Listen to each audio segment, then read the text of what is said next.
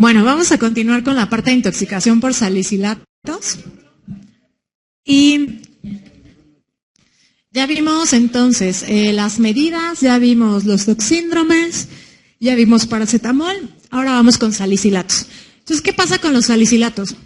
Los salicilatos tienen propiedades predominantemente analgésicas, antiinflamatorias y como antiagregantes.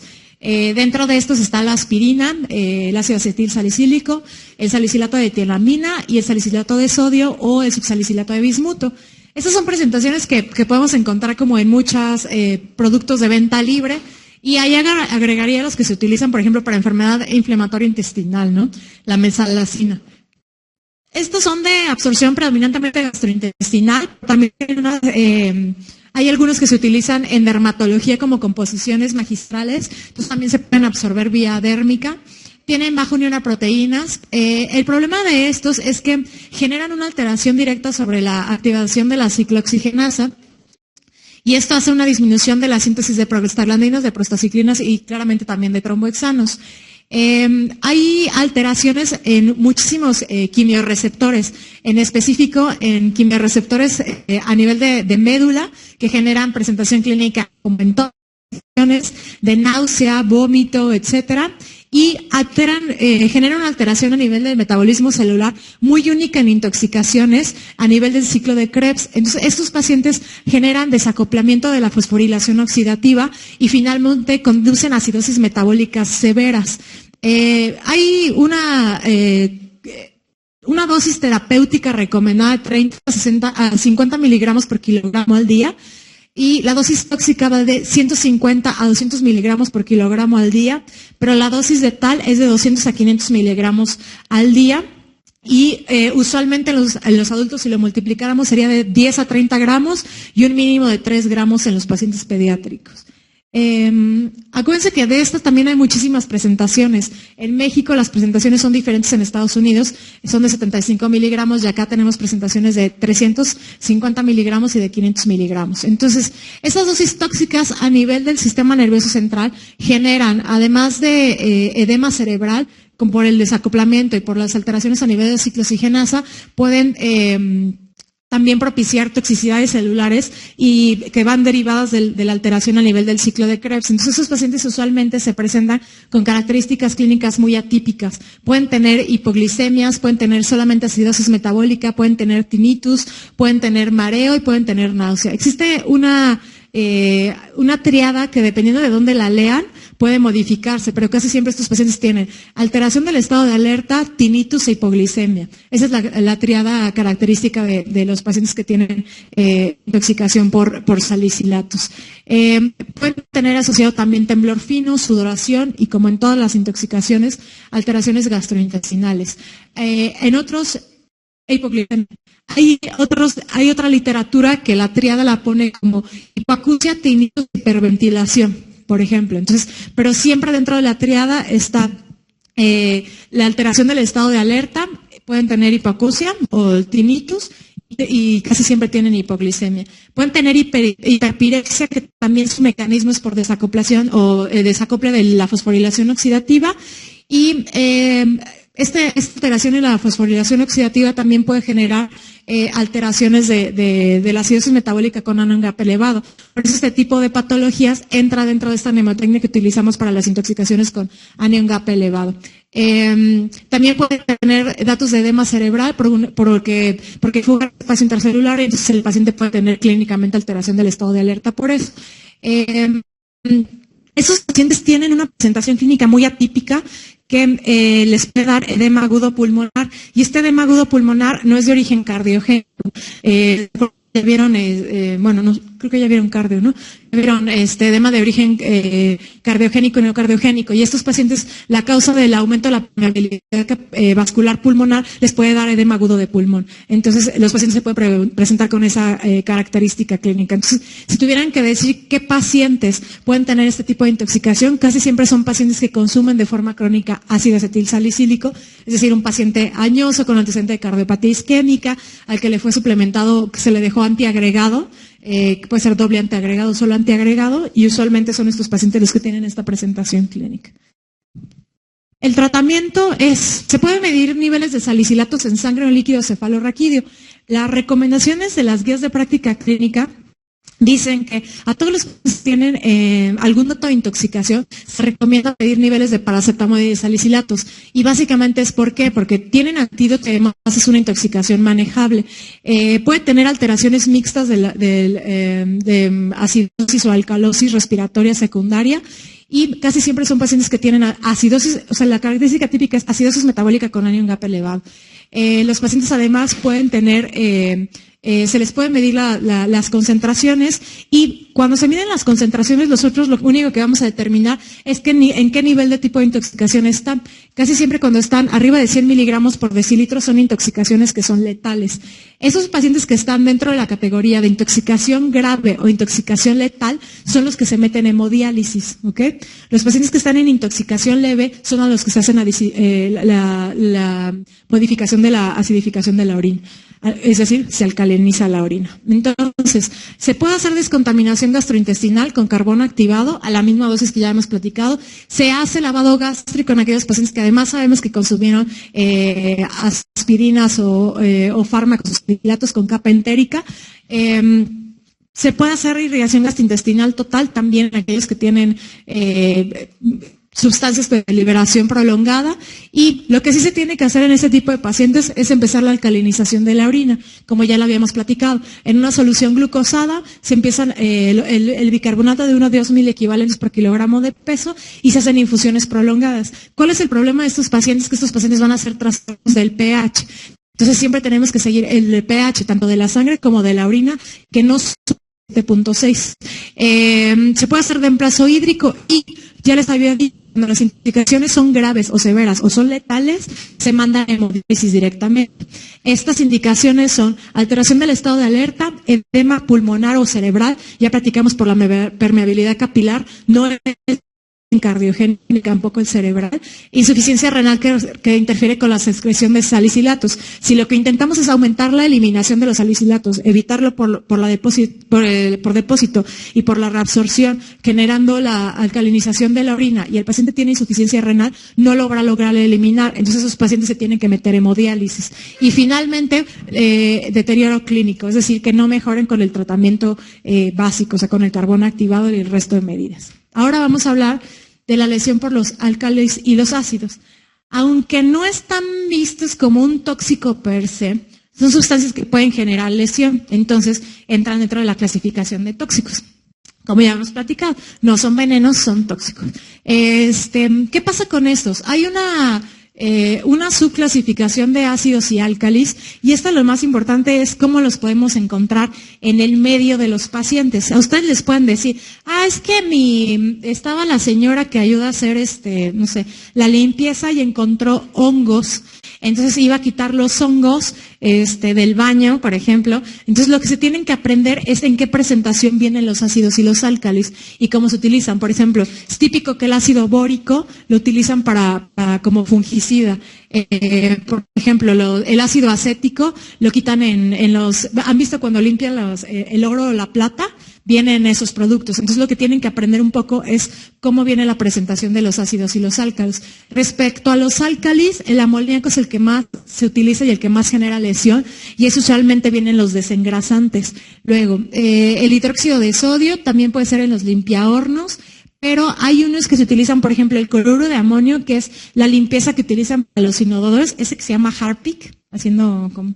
Ese es ese tipo de cloruro de amonio. Entonces, lo que tienen que aprender un poco es en qué presentación pueden encontrarlos. Así les dicen, había una señora de la limpieza que estaba intentando quitar, literal, así había un caso, y ese caso lo hicimos nosotros, que intentaba quitar la suciedad de la taza del baño. ¿Qué tipo de sustancia puede ser? Entonces, usualmente ese es un ácido. Entonces, casi siempre estas intoxicaciones se relacionan con el trabajo, o sea, es decir, estaba limpiando y hicieron combinación entre ácido y álcali y de repente hicieron una reacción por calor, ¿no? Y la otra es que definitivamente alguien se intentó suicidar tomándose un ácido o un álcali, que tampoco es raro, ¿no? La mayoría de las veces no se mueren, lo único que generan son lesiones en el esófago y en el estómago, ¿no? Entonces, para esto existe una clasificación que marca las guías de práctica clínica, que es la clasificación de Sargar. La clasificación de Sargar de lo que nos habla es de la lesión que van a encontrar cuando entran a la endoscopía. ¿Por qué es importante para la atención aguda? Porque esto nos va a decir qué riesgo de perforación o sangrado tiene el paciente y además de estenosis, y cuáles son los pacientes que obligadamente se tienen que quedar en el servicio de urgencias, no en el servicio de urgencias, se tienen que quedar en hospitalización por el pronóstico.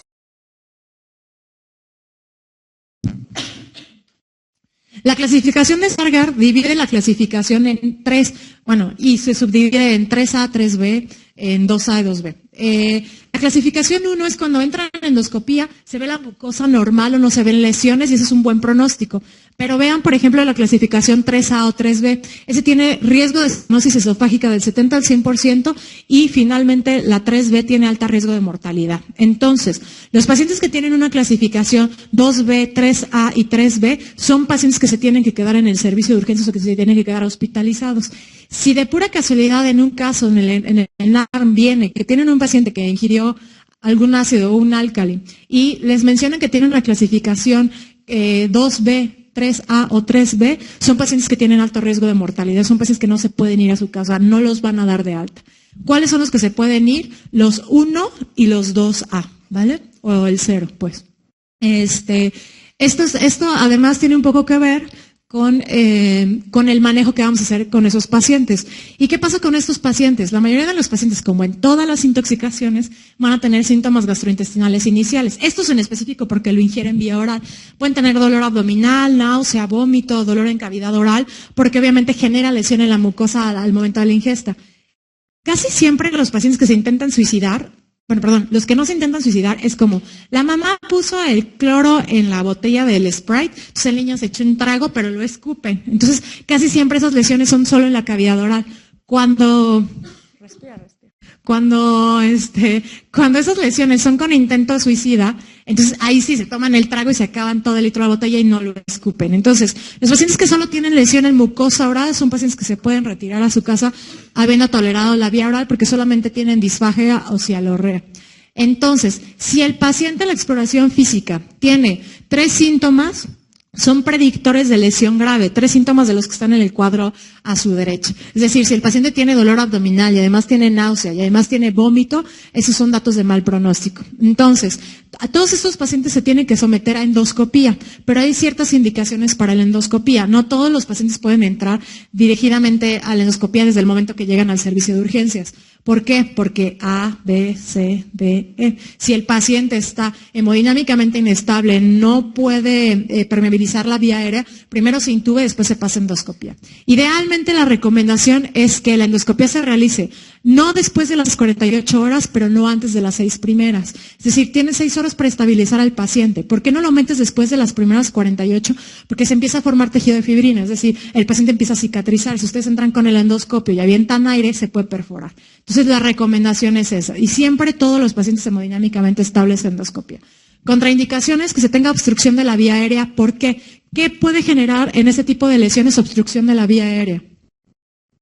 Exacto, que tengan edema en la vía aérea. Entonces, se tomó el álcali y el ácido, se dematiza la glotis, y entonces eso es una obstrucción de la vía aérea alta. Entonces, primero se intuba al paciente, se hace tráqueos o lo que ustedes quieran, y después de eso se manda a la endoscopía. Les digo eso porque la mayoría de las veces que tienen lesiones por álcalis y ácidos son lesiones muy graves. O sea, si se tomaron el ácido y el álcali, son lesiones muy graves. O sea, los álcalis y los ácidos que venden en las tiendas no son los complicados. Los complicados son estos carros que pasan ya saben, afuera de las casas vendiendo sustancias que no tenemos el control de qué tanto ácido o álcali tengan en la formación de la sustancia. Entonces, esos son los peligros. La otra es perforación, inestabilidad hemodinámica o que la exposición haya sido mayor a 48 horas. Cuando la exposición es mayor a 48 horas, tienen 2 opciones. Si ustedes creen que el paciente se perforó, pero ya no lo pueden meter en endoscopía, se puede hacer TAC de tórax. Y lo que buscan en la TAC de tórax es ver si tiene neumomediastino o está perforado. ¿Okay? Si ustedes no tienen como ninguna sospecha de perforación, entonces esperan por lo menos 1 o 2 semanas para poder hacer la endoscopía posteriormente. ¿Okay? Entonces, ya que determinamos el estado de gravedad por endoscopía o por imagen en todo caso, todos los pacientes se ponen en ayuno y después de haber revisado qué tipo de lesión tienen, decidimos a los 0 y a los 1 empezar a ver si toleran vía oral. Si toleran vía oral, se pueden ir a su casa. El resto tienen indicación de manejo intrahospitalario. Antibióticos, los antibióticos solamente están indicados en caso de perforación, es decir, en 3B. El resto no tiene ningún tipo de indicación. O si es un 2A, pero está perforado, igual, esa es una indicación. ¿Cuáles se utilizan? Cefalosporinos de tercera generación, Amoxi y AMPI. Esas son las recomendaciones de la guía de práctica clínica. Los esteroides solamente se recomiendan en el 3A y 3B, que son los que tienen mayor riesgo de estenosis, ¿ok? Solamente en esos pacientes. Y a todos se les indica inhibidores de mucosa, IBPs o H2 o inclusive sucalfatos en los que están intubados para disminuir el riesgo de neumonías asociadas a la ventilación. Entonces, ya platicamos, si están asintomáticos, están en el grado 0-1, quemaduras orales, si toleran la vía oral se pueden ir a su casa. Pero en los grados 2 y 3, esos pacientes tienen que quedar hospitalizados y tomar la decisión de si hay necesidad de colocarles corticosteroides, antibióticos o interconsultar a un cirujano de tórax en caso de que estén perforados, ¿vale? La intoxicación las que siguen, intoxicación por plomo y por hierro, ha bajado antes eran muy preguntadas, ahora ya no son tan preguntadas en el ENARC. Eso tiene relación como por la estadística que tienen los egresos hospitalarios y por eso ahora preguntan muchísimo más las intoxicaciones, los accidentes ofídicos, etcétera. Entonces, respecto al plomo, el plomo se puede encontrar en muchísimas en muchísimos objetos que tenemos relación todos los días, en pinturas, en superficies, etcétera. Nosotros tenemos, por ejemplo, un caso de una intoxicación por plomo de una niña que que no sabíamos que tenía un cotorro, que tenía dolor abdominal de forma crónica y que estaba haciendo anemias atípicas, y la niña, y además acuérdense que en algún punto hace ese depósito en huesos. Entonces, le empezaron a tomar niveles de plomo y tenía los niveles de plomo altísimos. Y la niña tenía un cotorro, entonces la niña se acercaba al cotorro, la jaula del cotorro, y chupaba la jaula del cotorro. Entonces se estaba intoxicando por plomo por eso y no sabíamos qué era lo que estaba pasando con ella hasta que, como estando en su casa, la niña fue y chupó el cotorro y todos. Ok, la jaula del cotorro. Entonces, la absorción usual puede ser respiratoria o puede ser digestiva. Para una vía de absorción respiratoria se necesitan más de 40 microgramos diarios. Inicialmente se puede depositar en tejidos blandos y finalmente se deposita en huesos en forma de hidroxiapatita. Y lo que nosotros vemos o por lo que pedimos a veces niveles de plomo en huesos o en cabello es porque tiene un depósito final en esos órganos. Entonces, a veces es donde nosotros recuperamos las cantidades de plomo. La excreción es por heces hasta en un 90% y por orina solamente en un 10%. Esta a veces se puede también excretar por la leche materna, entonces una mujer intoxicada puede intoxicar a un bebé por plomo. Y el depósito de estos pacientes en plomo en hueso puede ser hasta de 100 días, o hasta 105 según la literatura. Entonces son pacientes que, aunque tuvieron una intoxicación aguda, ustedes pueden medir el seguimiento de la intoxicación por los depósitos que tienen en hueso. Esos típicamente pueden tener en las intoxicaciones agudas, como todas las intoxicaciones, síntomas gastrointestinales, náusea, vómito, malestar general. Tus pacientes pueden tener inclusive síncope. Tienen típicamente alteración del sistema nervioso y esto se ve más en las intoxicaciones crónicas. Esto es un diagnóstico diferencial en los pacientes pediátricos, en los niños que tienen alteraciones en el coeficiente intelectual o que tienen retraso en el crecimiento. Pueden tener también datos de hipertensión endocraniana porque hay depósitos de plomo y de hierro en cráneo y encefalopatías tóxicas. Pueden tener además anemia por estrés oxidativo y clásicamente anemias aplásicas. ¿Okay? Los crónicos pueden tener neuropatías periféricas de atraso en el desarrollo y también pueden tener datos tan inespecíficos como hipertensión o nefropatía como el síndrome de Fanconi. Esto se relaciona con intoxicación por plomo. Y esa imagen es característica del depósito de plomo en los dientes, que es una de las fases finales de los 104 días de depósito de plomo en los pacientes. Entonces, esos pacientes, el caso clínico como característico que les pueden preguntar de una intoxicación por plomo es un niño con alteración en el coeficiente intelectual, con alteración en el crecimiento, con el desarrollo normal.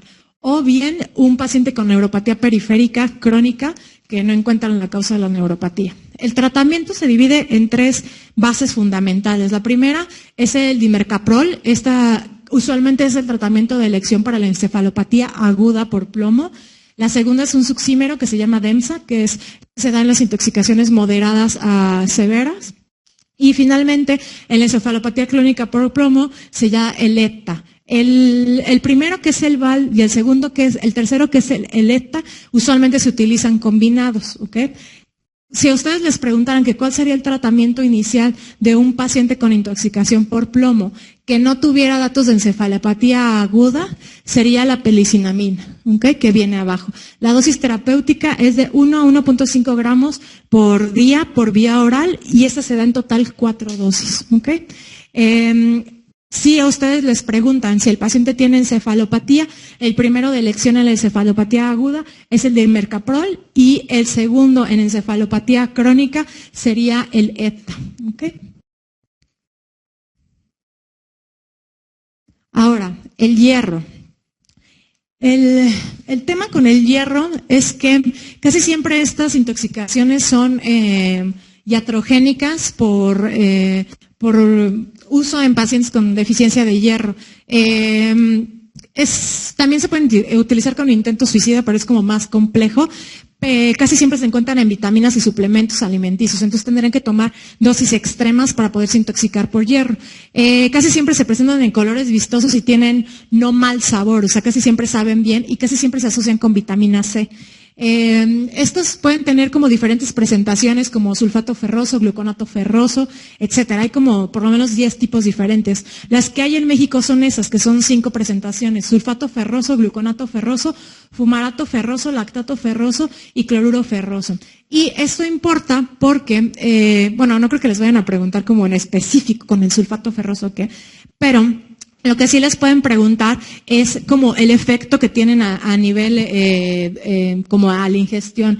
Y el problema es que el hierro por sí solo puede generar, como en todas las intoxicaciones, efectos gastrointestinales, pero tienen un efecto dirigido a nivel cardiovascular. Y esto usualmente genera liberación de serotonina e histamina y aumenta la permeabilidad vascular. Entonces estos pacientes pueden tener como datos de choque. Entonces usualmente al principio como que no saben muy bien qué está pasando con el paciente. De hecho, los pacientes que se infunde, no sé, alguna vez les tocó en el servicio social o en la carrera, ver cómo se les infunde hierro a estos pacientes, que se tiene mucho cuidado y se hace como en infusión justo por este efecto a nivel cardiovascular que tiene, que pueden hacer reacciones alérgicas, así choques anafilácticos, o aumenta la permeabilidad capilar y dan datos de falla cardíaca aguda. También pueden generar lesión renal por depósito de hierro en las células de los tubos renales y pueden tener datos de acidosis casi siempre por liberación de hidrogeniones y pueden tener hiperglicemia, que esto dificulta el metabolismo del hierro, dificulta la entrada de la glucosa a la sangre, entonces estos pacientes hacen un efecto secundario de hiperglicemias.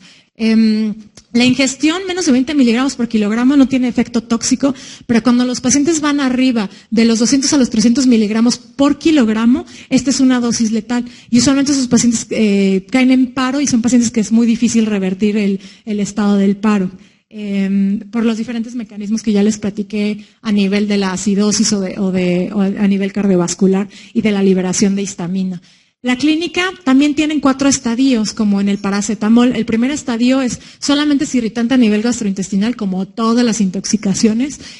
Puede tener náuseas, vómito, y en casos muy, muy extremos, como cuando van arriba de 150 miligramos por kilogramo, pueden tener datos de choque y pueden tener hemorragias por perforación. En el segundo estadio es de 4 a 6 horas y hasta las 24 horas postingesta. Parece como si tuviera un efecto de recuperación, pero aquí lo que pasa es que hay una acumulación mitocondrial del hierro. Entonces empiezan a tener efectos de lesión mitocondrial. Casi siempre, por lo que vemos, podemos ver mecanismos anaerobios y vamos a tener elevación de lactato. A veces solamente vemos eso. En el tercer estadio, ahí sí puede haber lesión celular, ahí va a haber hemorragias, va a tener alteración de la coagulación, puede tener hepatotoxicidad e inclusive pueden tener hiperglicemia y claramente va a seguir con acidosis metabólica. Y en el cuarto estadio, que son 2 a 4 semanas post-ingesta, es un periodo de recuperación en la que casi siempre hay una estenosis pilórica por lesión de la mucosa o cirrosis hepática. Acuérdense siempre que estos pacientes van a empezar con síntomas gastrointestinales y que no significa que solamente por tener síntomas gastrointestinales y no de laboratorio en la primera fase, significa que no estén gravemente intoxicados. Acuérdense que también tenemos las dosis tóxicas para ¿no? Entonces, bueno, tomen en consideración las presentaciones clínicas por la fase. Es como en el paracetamol, o sea que el paracetamol inicialmente, aunque el paciente esté clínicamente estable sin tantos datos, no significa que no esté gravemente intoxicado. Entonces, los niveles de hierro, se puede hacer determinación de hierro, y la determinación de hierro se tiene que hacer libre de plasma y la que está fijada o se tiene que medir la capacidad de fijación total. Esta capacidad de fijación total nos habla de que mientras más hierro esté libre, más intoxicación va a haber. Entonces, por eso tenemos que medir la capacidad de fijación del hierro. Se tienen que manejar como las complicaciones asociadas a la glicemia o asociadas a los hidrogeniones, a los metabolistas, pero recuerden casi siempre que los pacientes que tienen gasometría arterial con acidosis, esos pacientes tienen lesión metabólica grave, es decir, está afectando a nivel mitocondrial y tienen una intoxicación severa. Ahí les pongo los niveles normales, que son los niveles normales que se presentarían si ustedes le pidieran un perfil de hierro al paciente o un porcentaje de fijación del hierro. Esos serían los valores normales que tendría el paciente, ¿vale? Esos no son tan importantes que se los aprendan como las dosis tóxicas para estos pacientes. El carbón activado, acuérdense que el carbón activado no absorbe el hierro, entonces no es algo que podemos ocupar en estos pacientes. Se puede hacer irrigación gastrointestinal total para intentar que el paciente evacúe el hierro por los comprimidos. Estos comprimidos casi siempre son de liberación prolongada y tienen capa entérica, justo para que el ácido del estómago genere una liberación prolongada de absorción por lo menos para 24 horas. Se puede dar desferroxamina, que son 9 microgramos.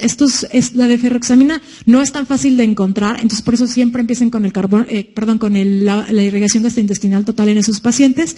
Y lo que sabemos es que 9 microgramos de desferroxamina atrapan al hierro libre, y el hierro libre por cada 100 miligramos de desferroxamina administrada se disminuye el efecto tóxico.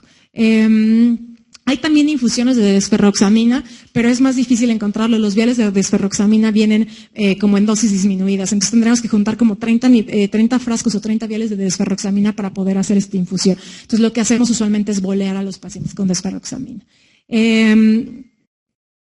Cuando empezamos a dar desferroxamina, empezamos el manejo de los pacientes con intoxicación por hierro, si nosotros le sacáramos niveles de hierro a los pacientes dentro de las primeras 6 horas, pueden ser que estos niveles de hierro salgan normales o bajos, y eso no significa que el paciente no esté intoxicado, y eso es básicamente por la unión o la fijación a las moléculas. Entonces, este porcentaje de fijación se tiene que volver a repetir a las 12 horas y los niveles de hierro también a las 12 horas. Esto no significa que el paciente no esté intoxicado. Eso es muy importante para el metabolismo. Ahora, vamos con la intoxicación por organofosforados y carbamatos. Acuérdense que ahora ya estamos como desmenuzando cuáles son los tóxicos que les dan las presentaciones clínicas de los toxíndromes. Entonces, dentro de la clasificación de plaguicidas hay muchísimas funciones. Hay unos que son insecticidas, otros que son rodenticidas, otros que son herbicidas y otros que son fungicidas. Dentro de los insecticidas están los organofosforados y los carbamatos. ¿Cuáles son los organofosforados que más preguntan en el ENARM? Porque no les van a decir, es un organofosforado, les van a decir el paraquat, y entonces ustedes van a tener que saber si es un organofosforado o es un carbamato. Por ejemplo, les van a decir el paratión o el malatión, que son los que más preguntan. Tienen que saber decirles en qué clasificación entran. Entonces, bueno, eso se los pongo nada más como para que se acuerde. El paraquat es un herbicida, no es un organofosforado y tiene un mecanismo diferente. Entonces, ¿en dónde podemos encontrar contacto con organofosforados y carbamatos? Puede ser doméstica en las casas de gente que se dedique a la agricultura, en los aerosoles contra plagas en el hogar. Puede también ser carnadas para insectos. Antes se utilizaban mucho, por ejemplo, porque pensaban que mataban, bueno, que se las mata, a las cucarachas, etcétera, también los utilizan. Los parasiticidas para los perros y los gatos a veces también tienen, y en agua en alimentos contaminados. También se pueden ver en los cultivos, claramente la gente que se dedica al campo, y hasta hace algunos años, antes de que se hiciera una recomendación de la Convención de Estocolmo, se utilizaban para el control de vectores en epidemiología, hasta que se dieron cuenta que la gente se contaminaba y se intoxicaba. Entonces, bueno, ¿cuál es el primer factor de riesgo de exposición? Es el factor laboral. Entonces, el caso que usualmente les van a poner en el ENARM va a ser una persona que está en el campo que empieza con los síntomas, ¿no? Entonces, ¿qué pasa con los organofosforados? El mecanismo de los organofosforados o la fisiopatología de la intoxicación se relaciona con la acetilcolinesterasa. Entonces, el organofosforado se une a la acetilcolinesterasa y genera una hidrólisis de la acetilcolina a colina y ácido acético. Esto lo que va a generar es que haya un exceso de acetilcolina en la sinapsis y en la membrana presináptica y en la unión neuromuscular. Entonces se queda como fija la acetilcolina. ¿Y qué pasa con estas células? Pasan como si sufriera envejecimiento. Entonces empiezan a debilitarse las capacidades de la enzima. Más adelante van a ver que mientras más potencial o más actividad de la enzima, hay menos intoxicación. Entonces se queda ahí, se queda la acetilcolina en la membrana presináptica. La diferencia con los carbamatos es que los organofosforados van a tener este efecto o esta acción sobre la acetilcolina de forma irreversible. Los carbamatos son de forma reversible. Entonces, ellos duran como 24 a 48 horas máximas para que puedan tener este efecto. Entonces, los carbamatos son reversibles y los organofosforados son irreversibles. ¿Okay? ¿Qué pueden tener de presentación clínica típica? En los adultos clásicamente van a tener miosis, van a tener pacientes con broncorrea, insuficiencia respiratoria, irritabilidad, fasciculaciones, salivación, diaforesis. En los niños lo característico es la broncorrea, pueden estar taquicárdicos, pueden tener insuficiencia respiratoria y ellos lo más característico es que tienen alteración del estado de alerta. Los adultos, la fase de la alteración del estado de alerta es la final. O sea, cuando ustedes ven a un paciente adulto intoxicado por organofosforados que altera el estado de alerta, o sea, que disminuye el Glasgow, es porque se va a morir, o sea, ya se está muriendo. En cambio, en los niños no. Una de las fases iniciales es la alteración del estado de alerta. Entonces, acuérdense que los organofosforados y los carbamatos son un prototipo de Kettog síndrome colinérgico. Entonces, son pacientes mojados. ¿Ok? A haber 3 presentaciones que pueden ser características también. Acuérdense que esta alteración a nivel de la acetilcolina también le pega a los receptores nicotínicos y muscarínicos. Entonces, los receptores nicotínicos los que les van a dar son la presentación neurológica de la alteración del estado de alerta. Y los muscarínicos son los que les van a dar los síntomas de la broncorrea, de la diarrea, del lagrimeo, etcétera, porque tenemos muscarínicos por todos lados. Entonces, una crisis colinérgica aguda inicial va a ser esta misma alteración de la acetilcolinesterasa y les va a dar esta presentación clínica. La de los síndrome muscarínico, que es una excitación parasimpática de los receptores postganglionares, y van a tener esto, va a tener diarrea, aumento de la orina, miosis o debilidad muscular, que pueden tener broncorrea, bradicardia, émesis y lagrimeo. Y del síndrome nicotínico, esto lo que les va a dar pueden tener una segunda fase de midriasis, fasciculaciones y parálisis muscular. Entonces, hay un síndrome intermedio, que es una parálisis 2, que los pacientes lo que van a hacer es una caída de cuello. Esta no es dentro de las primeras horas. Las primeras horas siempre van a presentar un síndrome nicotínico y muscarínico, pero en las fases tardías de la intoxicación el paciente puede presentar síndrome intermedio o neuropatía tardía. Ahí hace como 2 años les preguntaron de una persona que se dedicaba al campo, que no había tenido como síntomas característicos iniciales, pero que después de las 2 semanas tenía eso, tenía síndrome de caída de cuello, tenía fasciculaciones y tenía, ¿cómo se llama? Tenía alteraciones de los pares, tenía alteraciones oculares, parálisis oculares. Y la neuropatía tardía, que también se relaciona con actividad baja de organofosforados, pero de forma crónica, son pacientes que tienen, dentro de los 7 a los 21 días postexposición, que pueden tener ataxia, alteraciones en el movimiento, pueden tener lateropulsión, etcétera, y eso también se relaciona con intoxicación con organofosforados y carbamatos. Existen como varias pruebas, como no puedo medir los niveles de organofosforados en sangre, ni los carbamatos en sangre, tengo que medir el nivel de la actividad de la colinesterasa plasmática o de la colinesterasa eritrocitaria. En México solamente el Cinvestav hace la medición de esto. Entonces, mientras más actividad tiene la enzima, es menos su intoxicación. Entonces, lo normal es que la actividad de la enzima esté superior a los 75%. Mientras menos actividad tenga, claramente por la intoxicación va a ser más severa. Se pueden hacer también estimaciones seriadas de esta enzima, pero lo que usualmente hacemos es medirla en el momento que llegue el paciente y 72 horas después de la utilización de la atropina y de la pralidoxima o de la obidoxima. En México no hay pralidoxima, utilizamos obidoxima. Para el manejo, tenemos una escala que nos habla del riesgo de la intoxicación por organofosforados, que es de la Organización Mundial de la Salud, y nos dice, esta escala usualmente se las pongo porque está dentro de la literatura, pero es como muy boba, o sea, es como severo, síntomas graves o severos. Sí, pero ¿cuáles son los síntomas graves o severos? Entonces, que tenga alteración neuromuscular, que tenga broncorrea, que tenga síntomas cardiovasculares, eso es una intoxicación severa. Entonces, los pacientes que tienen alteración de la escala de coma de Glasgow y que tienen una escala grado 3 de esta propuesta por la OMS, son los que tienen peor pronóstico, tienen alta mortalidad. Lo primero que tenemos que hacer con esos pacientes es retirarlos de la exposición. Empezamos con lavado gástrico, se puede poner carbono activado si están dentro del tiempo y se tiene que poner atropina. La atropina, acuérdense que atraviesa la barrera hematoencefálica y contrarresta también por este método la actividad de acetilcolina. ¿Cuál es la dosis inicial? De 1 a 4 miligramos vía intravenosa y se pueden dejar infusiones de 1 miligramo por 0.3 miligramos por kilogramo de peso en infusión. La que usualmente les preguntan es el boleo, o sea, 1 a 4 miligramos IV en los adultos y en los pequeños, en los niños, 0.02 miligramos por kilogramo intravenoso. ¿Cuándo voy a saber que el paciente, como no puedo medir los niveles de acetilcolinesterasa porque solo están en el Simvestab, como no sé cuánto tiene de organofosforados en sangre, cómo me guío para saber cuando el paciente ya está clínicamente tratado, cuando tiene datos de atropinización? Es decir, que el efecto de la atropina ya se está ejerciendo sobre la membrana y hay ausencia de estertores o crepitantes. Acuérdense que el paciente tiene usualmente broncorrea. Cuando deja de tener broncorrea, cuando la frecuencia cardíaca aumenta a más de 80, cuando se tiene una sistólica arriba de 80 milímetros de mercurio, cuando hay pupilas normales o midriáticas, cuando hay sequedad axilar o cuando hay ruidos peristálticos, significa que el paciente está atropinizado.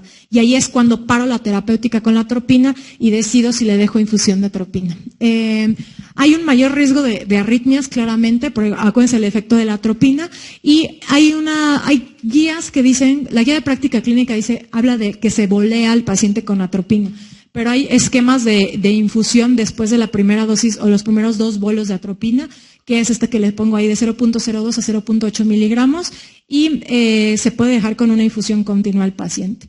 ¿Qué puede dar de complejo la atropina? Pues que les pueda dar delirio, que les puede dar hipertermia, que les puede dar ilio secundario. Entonces, en ese momento suspendemos la infusión y revaloramos a los 30 minutos y decidimos si hay necesidad de reiniciar la infusión si todavía tiene datos de intoxicación, es decir, que tenga broncorrea, que tenga salivación, que tenga lagrimeo, y le empezamos al 80% de lo que le dejamos la infusión antes de que presentara los síntomas, ¿vale? Hay medicamentos que no se pueden utilizar porque también me bloquean la membrana, por ejemplo, como la morfina, la succinilcolina, el suxametonio, que son relajantes musculares despolarizantes que no se pueden utilizar en estos pacientes si hay necesidad de intubarlos, por ejemplo. Y de las oximas, lo que hacen las oximas, que es el antídoto directo de los organofosforados y los carbamatos, actúan sobre la unión neuromuscular y revierten el bloqueo. Acuérdense que habíamos platicado que los carbamatos son reversibles y los organofosforados son irreversibles. Entonces, el mayor efecto de estos fármacos van a ser en los carbamatos. Se pueden dar en infusiones continuas y la dosis de obidoxima, que es la que tenemos en México, es de 4 miligramos por kilogramo para 20 minutos y después se hace una infusión de 0.5 miligramos por kilogramo por hora. En adultos la impregnación es hasta de 250 miligramos y 750 miligramos para cada 24 horas. Estos pacientes pueden tener crisis convulsivas por ese bloqueo que hacen a nivel de la membrana. Entonces, la recomendación es que las crisis convulsivas en todos los tipos de intoxicaciones, repito, en todos los tipos de intoxicaciones sean controladas con benzodiazepinas. En específico, se puede utilizar diazepam o midazolam. El lorazepam en México todavía lo tenemos vía oral, pero no lo tenemos intravenoso, o no lo tienen en todos los centros, ¿vale? Ahora, ya vimos los colinérgicos, que es el paciente mojado. Ahora, los anticolinérgicos, casi siempre se relacionan con intoxicaciones por antihistamínicos, pero también puede haber intoxicaciones por plantas. Hay antidepresivos que combinados con antihistamínicos les pueden dar un síndrome anticolinérgico. Y esta florecita bonita que ven ahí, que de hecho hay muchas en Polanco, que se llama trompeta de ángel, tiene o contiene esta sustancia que se llama escopolamina, que también tenemos dentro de esta familia la belladona, que la belladona es la belladona atropa, que es la base de la atropina, ¿okay? Entonces, bueno, todo este tipo de plantas pueden dar ese tipo de intoxicaciones. La escopolamina ahora se utiliza como en sumisión química, es decir, que intentan asaltar a la gente o etcétera, y utilizan la escopolamina en su segunda fase para poderlos asaltar. Y de hecho, de esos hemos tenido un chorro de casos en el ABC, de sumisión por escopolamina. Entonces, bueno, digo, por si alguna vez les pasa, no le sonrían a la gente tan amablemente. Las drogas anticolinérgicas lo que hacen es que hacen una inhibición competitiva de la acetilcolina, y usualmente lo hacen a niveles de los receptores muscarínicos de la acetilcolina.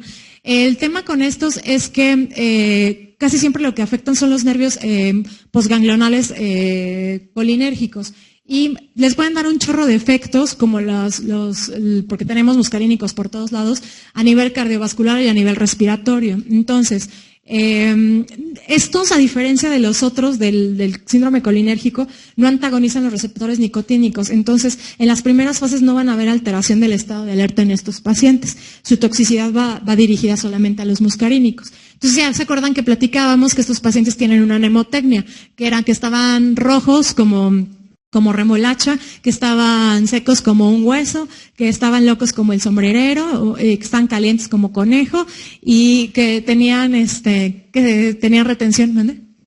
Y que estaban ciegos y que tenían retención aguda urinaria. Entonces, eso básicamente, el rojo como remolacha es porque generan una vasodilatación periférica, el seco como huesos porque disminuye la producción de las glándulas suborodíparas que están inervadas por receptores muscarínicos, y además tienen hipertermias anhidróticas. La midriasis no reactiva, lo que tienen los pacientes son visión borrosa. Esos pacientes como que se chocan, están agitados pero se chocan, como los murciélagos. El loco como el sombrerero porque genera ansiedad, agitación en las fases iniciales, y después van teniendo un deterioro a delirio y psicosis. Y posteriormente su última fase es coma o crisis convulsivas.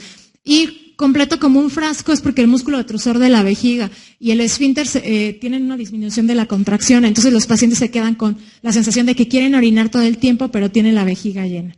Entonces, bueno, esos son como los efectos clínicos que pueden ver en este tipo de pacientes. Ahora, se pueden solicitar niveles, pero no en todos los centros hay. Entonces, lo que usualmente hacemos es una cosa que se llama prueba con fisostigmina, que es el antídoto. Entonces, colocamos 1 o 2 miligramos de fisostigmina en el paciente que revierte los síntomas. Acuérdense que si el síndrome colinérgico lo daba la fisostigmina, entonces el anticolinérgico o el antídoto para el anticolinérgico va a ser la utilización de fisostigmina. Como estos pacientes pueden tener alteraciones por agitación o por convulsiones, también siempre los estudiamos para ver que no hagan rabdomiólisis. Entonces les pedimos enzimas musculares, etcétera. Después de eso, si vemos que los pacientes además tienen alteraciones en el electrocardiograma, porque una de las cosas que causa síndrome anticolinérgico son los antidepresivos tricíclicos. Estos pacientes se relacionan altamente con arritmias y usualmente lo que hacen son alteraciones en el QT o prolongan los intervalos QRS. La indicación para el tratamiento de estas arritmias es dar bicarbonato. Las crisis convulsivas, como en todas las intoxicaciones, se van a manejar con benzodiazepinas, y la hipertermia, como no es un mecanismo por liberación de citocinas proinflamatorias, solamente va a ser enfriar al paciente. Es decir, lo vamos a mojar con soluciones frías, se le puede poner un ventilador, y en los Estados Unidos hay un chorro de reportes de casos que los avientan a la nieve, en temporada de nieve, para que se enfríen. Entonces, bueno, eso también lo pueden hacer. Entonces, la fisostigmina es 1 o 2 miligramos, pero la dosis inicial puede ser de 0.5 hasta 2 miligramos intravenoso.